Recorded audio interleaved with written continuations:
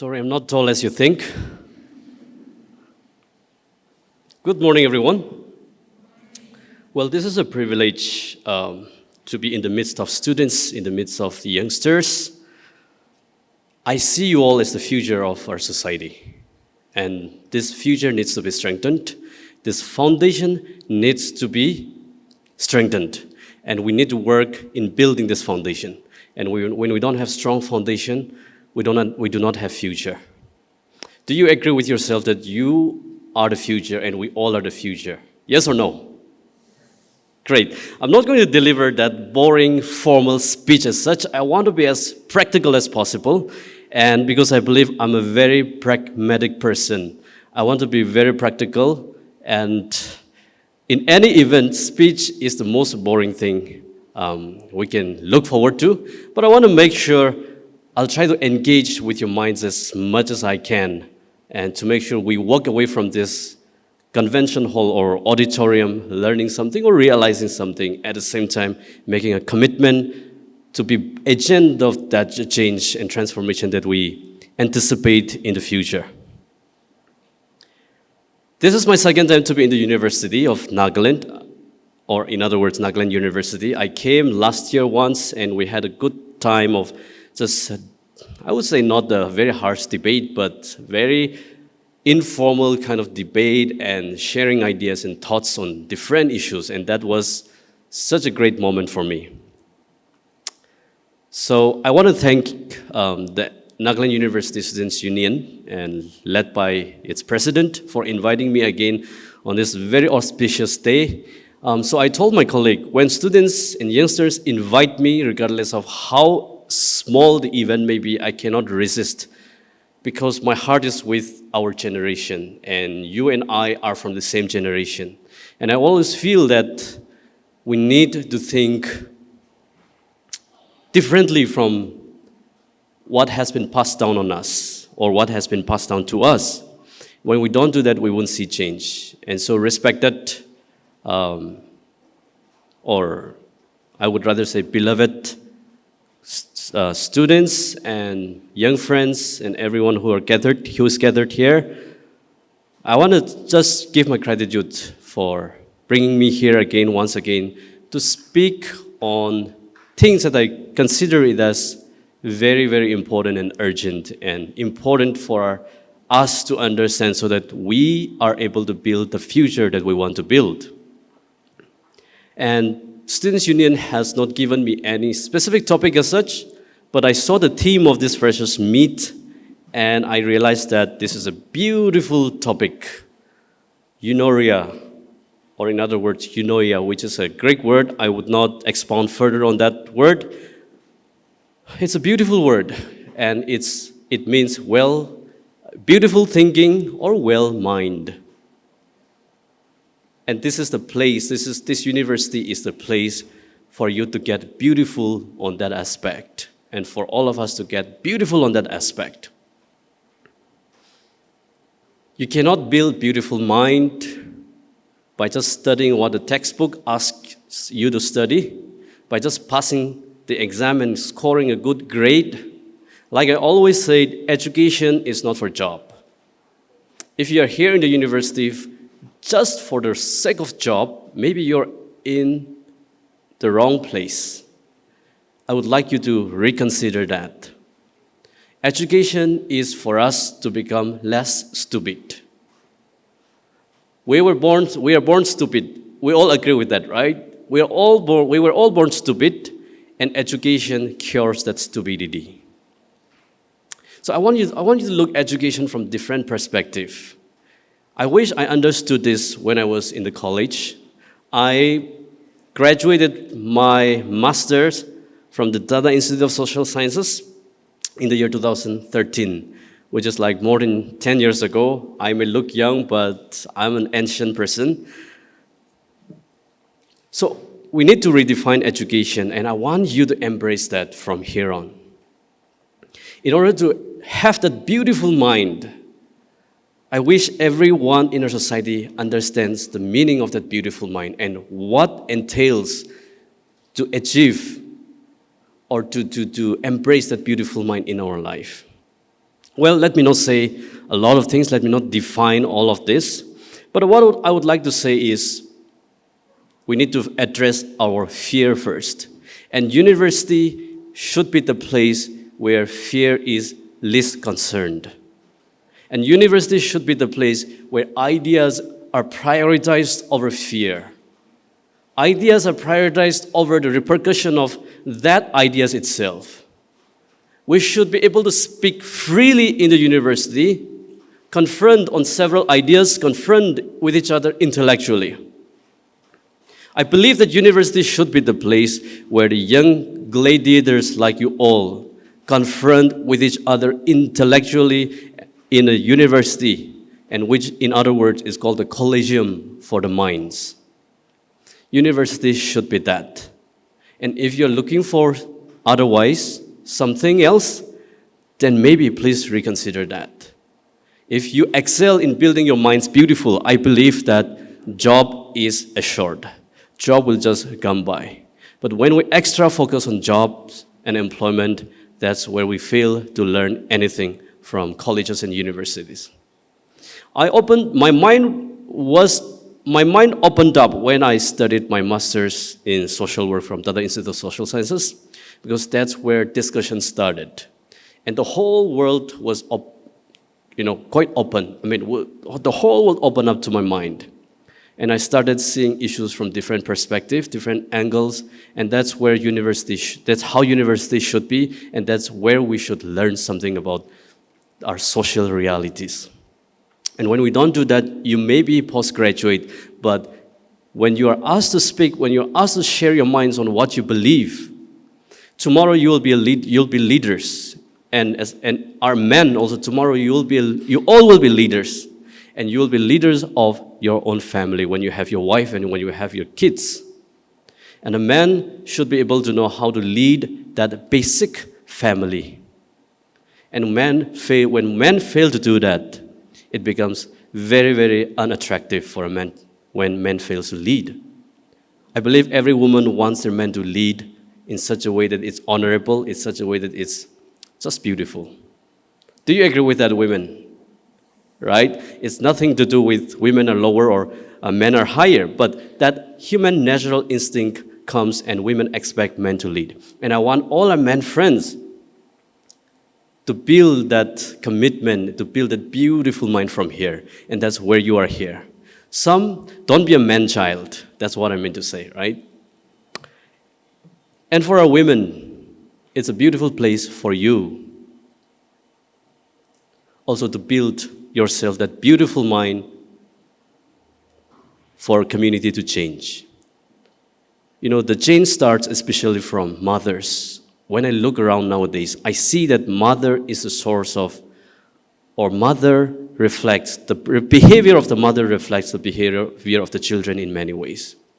So we see a lot of criminals, murderers in the society. Why? Because maybe they didn't grow up with a mother that understood what is right and what is wrong.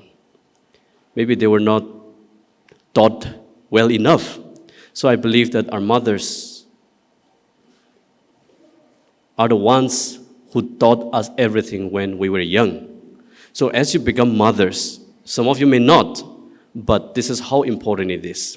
And in order for us to build a society that lasts, that is changed, we need all of our contribution. We need the contribution of every young man and young woman. So let's address fear as you are in the university. I was just reading up something on lions, and I really love watching lion videos. And I realized that they live just for 10 to 15 years in the wild. Sometimes when they're in the captive, they're taken good care, their medical needs are fulfilled. So they live at least 16 to 20 years in general. But in the wild, they live 10 to 15 years.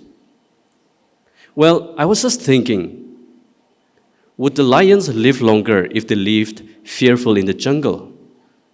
Not really at all, because that's their lifespan, that's the life expectancy. So lions think that they don't need to fear anyone, because whether they live fearfully or they don't live fearfully, they would live just 10 to 15 years. It's the same for us human beings. Whether you fear the repercussions of society when you speak the truth, when you debate the ideas, that will not change the course of your direction. But that will strengthen you as an individual. And university is the place where you are least expected to be open, to be courageous, to speak the truth, and to be able to intellectually confront with each other. University should be the place where we commit intellectual violence, right? By that I mean we should be able to confront with each other, we should be able to debate with each other. That's how we learn and that's how we grow. Unless you are able to put across your different opinions with other people who is different from yours, I can guarantee you will never grow. And the more you engage with people who have different views, and the more you're able to debate with each other, that's how your mind will grow. And that's what it means, beautiful mind.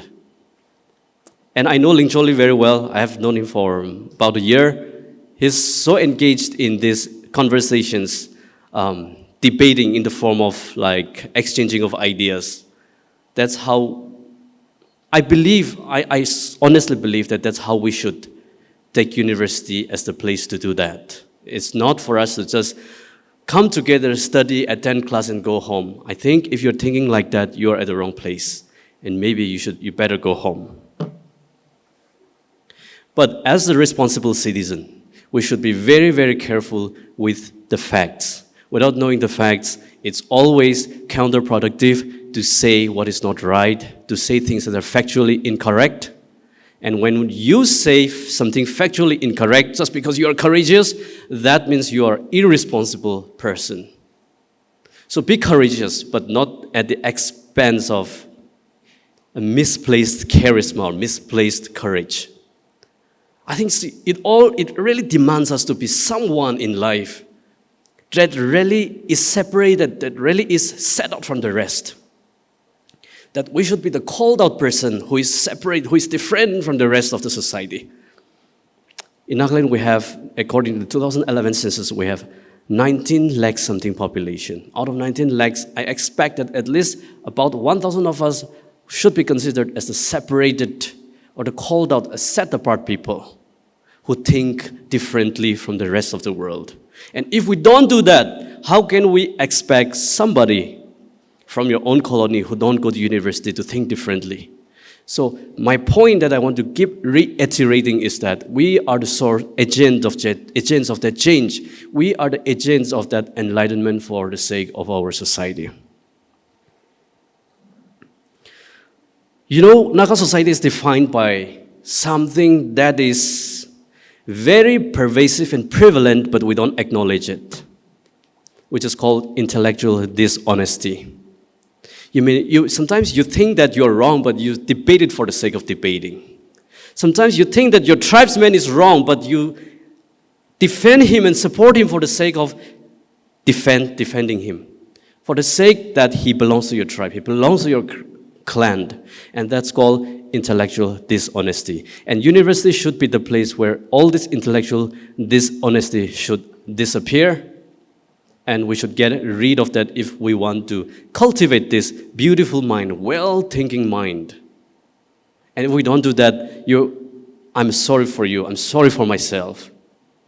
I have no purpose coming to a university and to attend 5 to 6 hours lecture every single day and walk away from this university with no restraint or with no control over your intellectual dishonesty. Very basic example of intellectual dishonesty, like I said, it's always wanting to favor your tribesmen, favor your friends.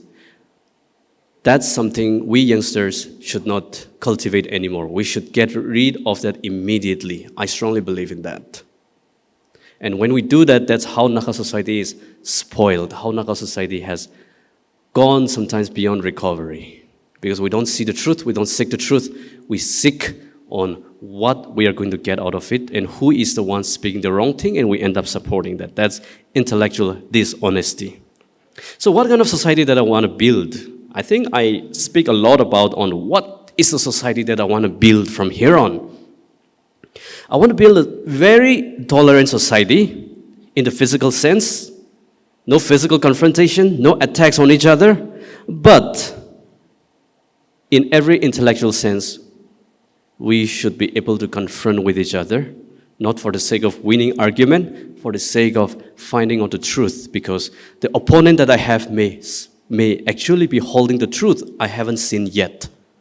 So I have to have that open mind, and when we don't do that, I'm sorry, we will never grow. And this theme of beautiful mind may never come, or may never come to a fulfillment in our life. We know that we are hot-blooded tribal people, and there's nothing to be proud of that. Now let me change this narrative. And we know we are headhunters. We're so proud of that. We are proud of our past, but that was before we got education. Now that we got education, civility is the way to go. We should be proud of our civility if we have one.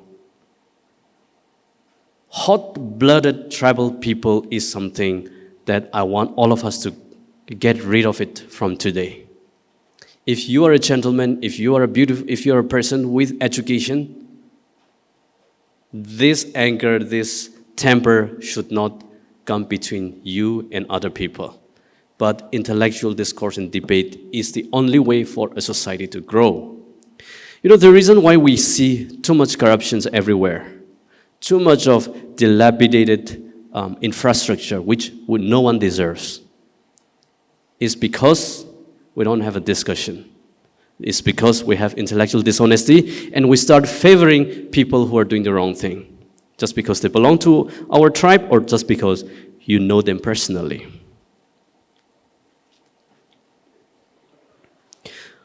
You know, what I want to say is, my only hope in our society today, in our context, is the church and the university. So what do I mean when I say the church? Church, it means to just metaphorically say that it reflects the values of God. It reflects what God expects us to do. And the people who are actually governing the church, I'm not expecting them to be the agents of that change, but at least the values of God that will come to us, that we see and we believe should be the agents of that change. And why I say the university does not mean this building, but university, when I say, it means about these young minds, which is fresh, which is unassuming, which is unbiased, ready to grow. But after 40, 50 years, these young minds who are ready to learn something new, unbiased, unassuming, will all vanish very soon. So it's high time for all of us to cultivate the best seeds in our mind to achieve that beautiful fruit in our mind. And when we do that, we will be able to lead, first and foremost, our family when we become father and mother. And when we don't do that, that's how we build generations. That's how we build the next generations. And I strongly believe we all are responsible citizens to bring that change. When we don't do that, I'm worried for our tomorrow. It will be even worse because we are more educated, and evil people who are educated are the worst thing to happen in a society. People who are not educated, they wouldn't know the extent of mischievous things that they could commit in society. But now we are educated, we're exposed to information, we're exposed to strategies and tactics of doing the worst thing in society.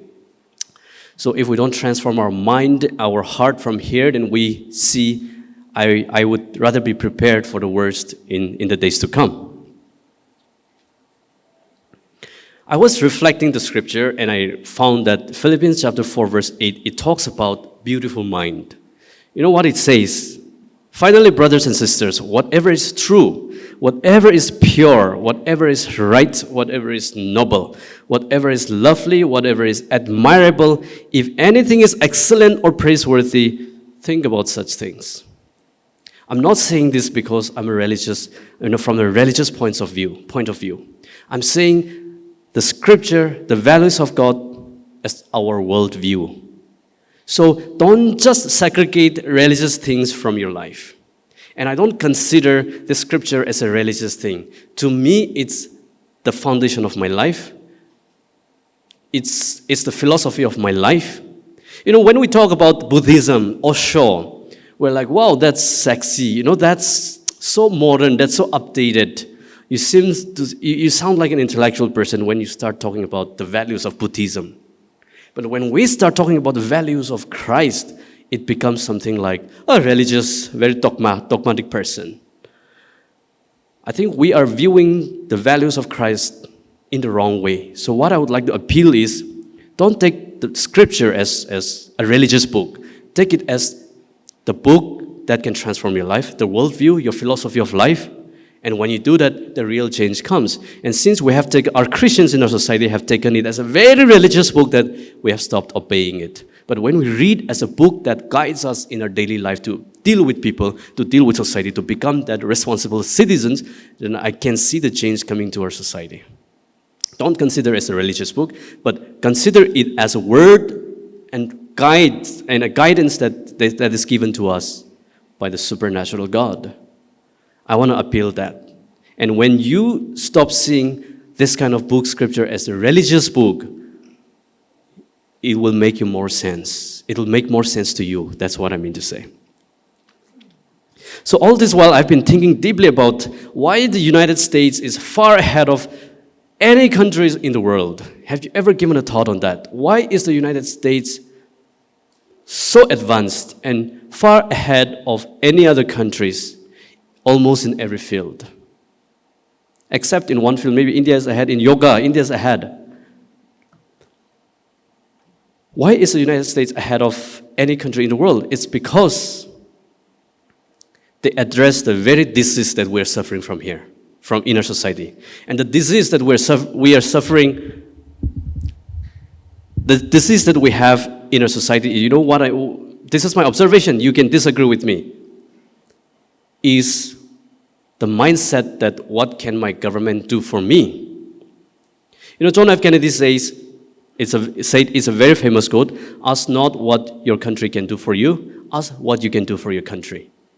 United States, when you look around, their mindset is like, what I can do for these people, what I can do for my country. They don't expect anything from the government in general. But when you look back to our society, what do you see? We see every postgraduate student, whether in the college or university, we see every one of us expecting something from the government in the form of employment. We don't think of how I can contribute back to the society. We think of how can I get that lucrative job from the government, that secure job, that so-called stable job from the government. That's how it has indoctrinated the minds of a young generation. And I'm not saying this very, very lightly. I know it's not easy. But the moment we start thinking of how I can contribute to our society, how I can contribute to the government, to the country, to the state, instead of how I can get that job and get it benefited from the government, I believe there we see change immediately, instantly, in the next 10, 15 years. And I believe, and I have concluded with myself that is one of the sole reasons why people in the West are far ahead of us. They think of what they can contribute, what they can create, what they can invent, and how they can really survive and employ thousands of people rather than that so-called secure job, which attracts a lot of men when a woman has a government job, and which attracts a lot of women when a guy has a government job. And when I analyze this, I find it sometimes very hilarious. We as people living in a society, like we're attracted by that government job because that guy holds a government job. My friends, we haven't started living this one God-given life. You live just for once. If you believe that that's the only reason you are living for, and that's the reason you want to marry that unstable, emotionally unstable, and intellectually unstable guy, please give a thought. Because life has much and many more things to do than just receiving, like without doing anything. I want all of us to be empowered in that sense. And our obsession with government jobs defines in our society, you know what? It defines our honor, it defines our dignity, it defines your voice, it defines your human and social status and every status, because just because you hold that kind of job. And when I think about it, we are living in a wrong society. You know what? How social status should be defined, how our dignity as a human being should be defined, rather, it should be defined by the ideas and behavior that you have, by how much you have contributed to society, and how much you are working and helping people around you. It should be nothing with what kind of job, employment he or she holds. If we do that, we are underplaying the basic role of human beings to live as a good human being. And character, dignity of a person should be defined by our character, by how much we contribute to our society, but how much we help each other. But when you live in a society that glorifies again and again just because someone got a job, that's something we should work against. And I expect all of us to start from here. And it cannot start from anywhere else in our society, because I don't expect them to understand this. But as a university where you think differently, where beautiful minds begin, this is the place to start all of this change. We should appreciate them. We should look up to people that has good behavior, that has wonderful contribution to our society, that has beautiful minds, rather than all the problems that I've mentioned. In the West, when you look around, status, dignity, and honor, it all lies in what the person has achieved through their own efforts. Think about it. I have taken some time, but I want to leave all of us a message that if university and college like this cannot transform you to become or to think differently, I'll be very, very sorry for you. By that, I don't mean to say, don't do what other people are doing, but you all should be different, we all should be different. And if you think that it's just for you to just get a degree and go, I believe, like I said, you're in the wrong place. And I would rather save that time. I would rather save that money and do something else and stay home instead. By that, what I mean to say is, I want you to just reflect and reprioritize and put a lot of your priority and focus on what you need to achieve from here. It's so attractive for engineers, for instance. It's so attractive for accountants who are well-versed, who are well-spoken, and who knows the right things from the wrong. For any social and political issue, when you know the right thing, it's very attractive, and that should not just come from students from the humanities. It's equally important for all men and women gathered here to be aware of what's going on around your life and who is dictating and deciding your life. And like I posted a few days ago on social media, I want to see a society, I want to build a society. When you speak up, means you have to intellectually be prepared with your facts when they challenge you. And I don't want to be in a society when you speak up, they will come and confront you physically so that you don't have to say it again in the future. I don't want that kind of society. Whatever you are thinking, it doesn't matter sometimes. You can be wrong, but speak up your heart, speak up your minds, and debate around it. And when you know the fact, we should be humble enough to admit, yes, I was wrong. I think this is the truth, and I found the truth. And that is what university is meant for. And jobs will come and go. If you want a job, you can get skills from anywhere else, and then you can get employment. But if you want your mind to be transformed, university is the place to start with. Like I said, everyone, we all are the future pillars, and we all are the young. We can see a transformed society. And by that, I would like to again reiterate the fact that as men, just become that leader that your family, your kids, or for example, your wife would look up to, and be a mother that educates the society and that educates the whole community, and that starts from educating your children. And some may not like it, but that's That's the values that we should keep building in our society, and that's how we can see change tomorrow. Without doing that, we will continue this vicious circle of another corruption, another misgovernance, from my father's generation, in my generation to my children's generation. Come on, imagine. You build your family in the future, and you don't want your children to just drive around on a road condition like this. You don't want your children to go to a school, a dilapidated school condition like that. And you don't want to let your children grow up in an unsafe environment like this, where violence and where physical strength is still considered as the virtue, or is still considered as a reason for people to fear. So Nagas are known for that, and we must change from here.